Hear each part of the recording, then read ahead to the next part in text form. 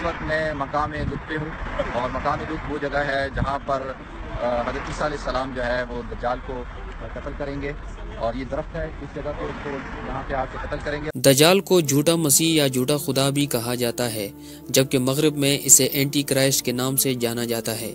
دنیا کے ہر مسلمان کا اس بات پر ایمان ہے کہ دجال اپنی طاقت اور فریب کے ذریعے تباہی لائے گا۔ حدیث مبارکہ میں دجال کی واضح نشانیاں بتائی گئی ہیں۔ نبی کریم صلی اللہ علیہ وسلم کی تعلیمات کے مطابق دجال کا ظہور قیامت سے پہلے اور دنیا کے آخری دنوں میں ہوگا۔ اس کا مقصد دنیا سے اسلام اور اس کے پیروکار کو ختم کرنا ہے۔ دجال ایک آنکھ سے کانا ہوگا اور اس کی رنگت سرخی مائل سفید ہوگی۔ اس کی پیشانی نمایاں اور گردن بہت زیادہ چوڑی ہوگی اور اس کا قد چھوٹا ہوگا۔ دجال کے گھنگریالے بال ہوں گے جو سر سے سانپوں کی مانند لٹک رہے ہوں گے۔ دجال ایک مرد ہوگا اور اولاد پیدا کرنے کی صلاحیت سے محروم ہوگا۔ اس کی پیشانی پر کافر یا کافارہ لکھا ہوگا۔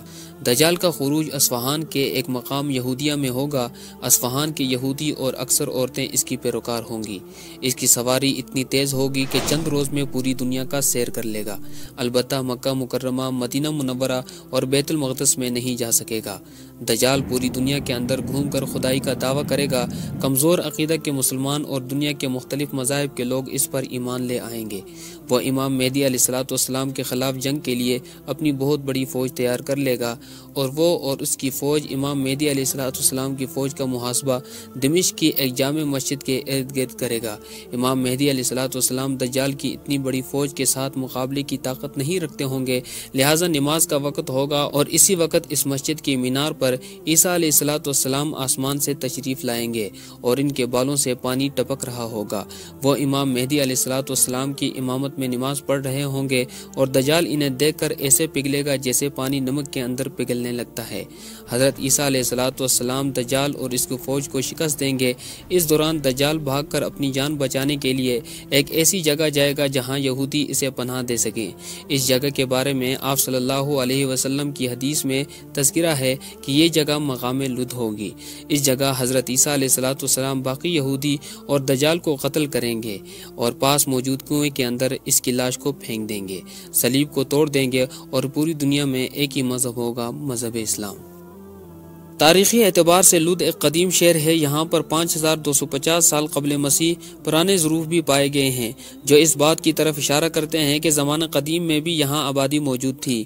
تاہم تاریخ میں اس کا سب سے پہلے ذکر 1500 قبل مسیح کے مصری تاریخ میں کیا گیا۔ تاریخ کے سفر کے دوران اس شہر پر کئی اقوام کا قبضہ رہا اور فاتحین نے اس کو کئی نام دیے۔ مختلف ادوار میں یہ یہودیوں، مسیحیوں اور مسلمانوں کی سرگرمیوں کا مرکز بنا رہا۔ 636 عیسوی میں حضرت خالد بن ولید نے جب فلسطین پر قبضہ کیا تو یہ شہر بھی فتح ہوا اور اس کا نام اللد رکھا گیا۔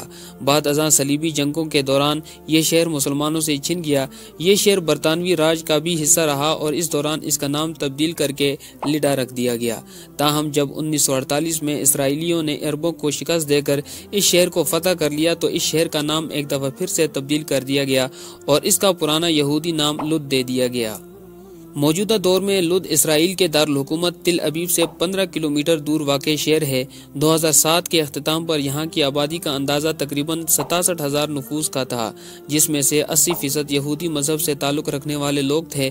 باقی ماندہ آبادی عربوں کی تھی، جس میں سے اکثریت مسلمانوں کی، جبکہ کچھ مسیحی بھی شامل تھے۔ لد شہر کے موجودہ اہمیت یہاں موجود بین الاقوامی ہوائی اڈے کی وجہ سے ہے۔ یہ ہوائی اڈہ برطانوی راج کے دوران فوجی پروازوں کے لیے تعمیر کیا گیا تھا، تاہم 1948 میں اسرائیلی حکومت کے زیر استعمال آنے کے بعد سے یہ کمرشل، پرائیویٹ اور فوجی تینوں طرح کی پروازوں کے لیے استعمال ہوتا ہے۔ ٹرین، بس یا کار کسی بھی ذریعے سے اس ہوائی اڈے تک پہنچا جا سکتا ہے۔ اس ایئرپورٹ کے 4 ٹرمینل ہیں، جن میں سے 3 استعمال میں ہیں، جبکہ چوتھا ٹرمینل 1999 میں تکمیل کے باوجود ابھی تک کھولا نہیں گیا۔